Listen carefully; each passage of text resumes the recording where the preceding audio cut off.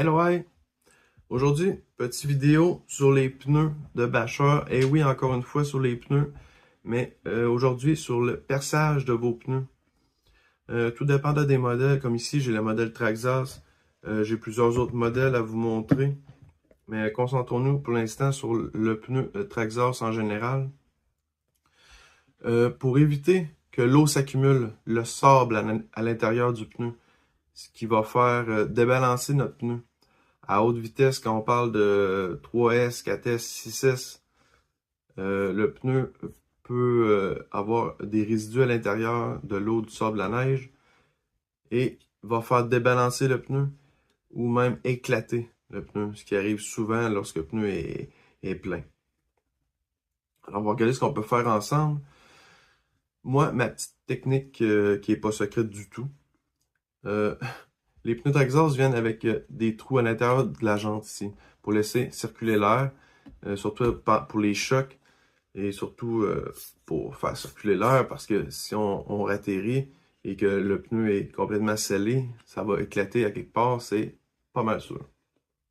Alors, ce que je fais moi, je bouche les petits trous d'origine à l'intérieur du pneu avec le fameux duct tape ici présent. On s'assure de bien nettoyer la surface avant avec un petit tampon alcoolisé. Ensuite, on vient appliquer un petit tape bien collé. Et le tour est jeu, comme moi j'en avais deux trous à couvrir. Ensuite, pour percer les pneus, il y a plusieurs méthodes. La mienne n'est pas meilleure qu'un autre. Moi, c'est elle que j'utilise. Je prends une pointe en métal.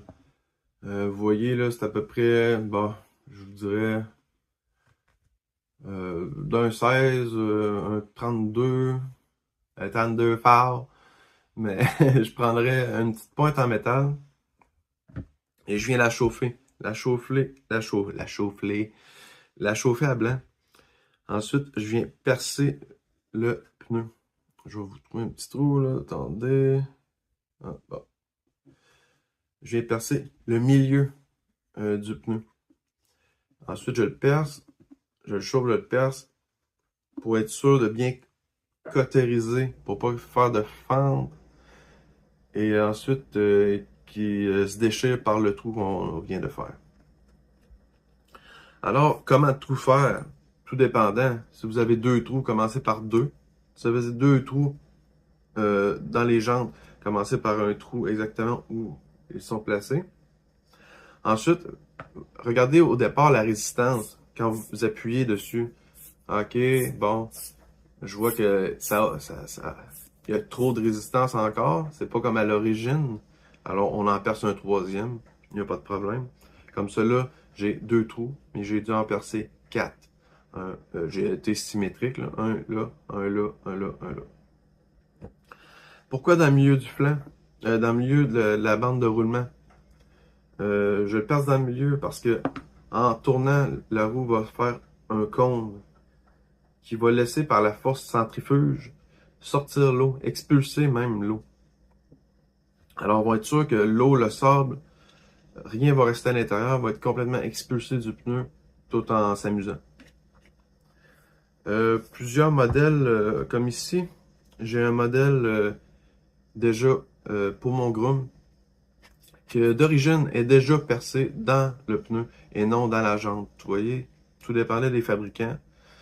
Moi, ici, si vous faites juste de la piste ou du skatepark, il ne sera pas nécessaire de percer, de rien faire absolument. Le pneu va être prêt à utiliser comme ça.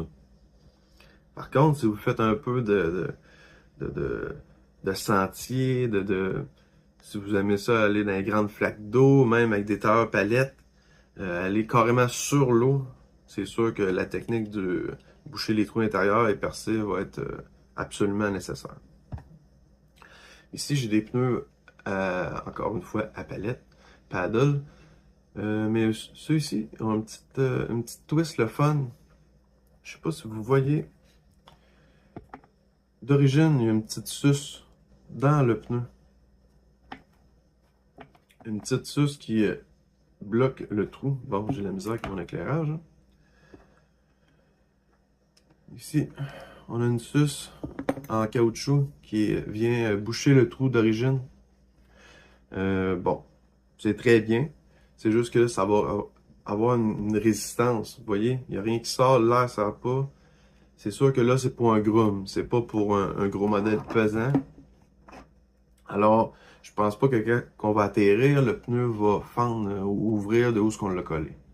Mais par contre, il va probablement peut-être faire expulser la petite suce. On aura juste à rajouter de la colle ou une petite suce en caoutchouc, éventuellement. Mais ceux-ci conçus exclusivement pour le sable. Très bien joué à cette compagnie de mettre une suce dans le milieu. Et je vous conseillerais de le laisser pas percer parce que à la grosseur qu'elle a, c'est pas grave. Ici, encore plus petit, un petit pneu pour un petit crawler. Vous voyez, je les ai collés, mais ils ont déjà un trou percé d'origine. Alors, il n'y aura pas de problème avec celle-là. Alors, c'est pas mal ça pour les explications. Alors, c'est ça. Vérifiez vos pneus, tout dépendant des modèles. J'ai oublié. Petite chose. Pour les pneus de crawler. Les pneus de crawler d'origine, ça dépend encore des modèles.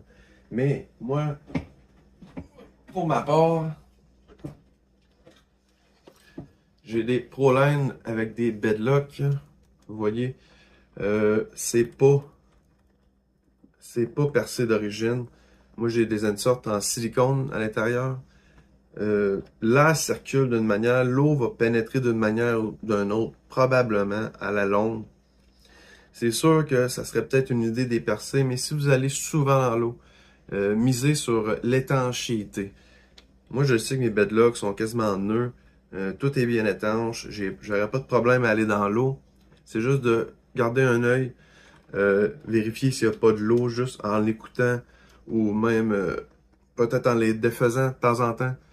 Les ouvrir pour regarder s'il n'y aurait pas de l'eau dedans. Parce que si ça se met à geler, ben ici on est au Québec. Alors si je vais dehors, jouer à moins 15, ça se pourrait que l'eau à l'intérieur gèle et qu'on se retrouve avec des problèmes.